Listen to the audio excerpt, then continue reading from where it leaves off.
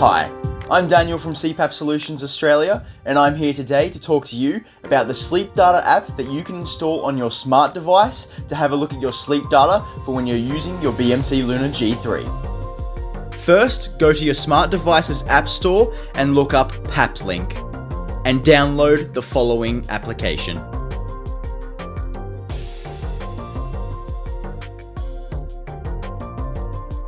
Once installed, open the PapLink app and select the QR code option on the right.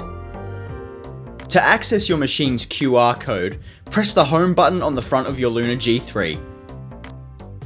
Dial the knob to the right until report is highlighted in blue.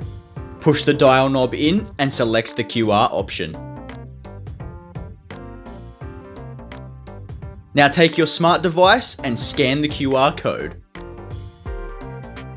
This will connect your G3 to the app and allow you to read and review your sleep data reports. And there you have it.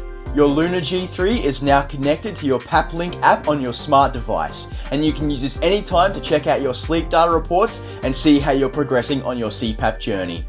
I hope this video has been very helpful for you. Make sure you subscribe below to stay up to date with all of our latest content. Have a great sleep.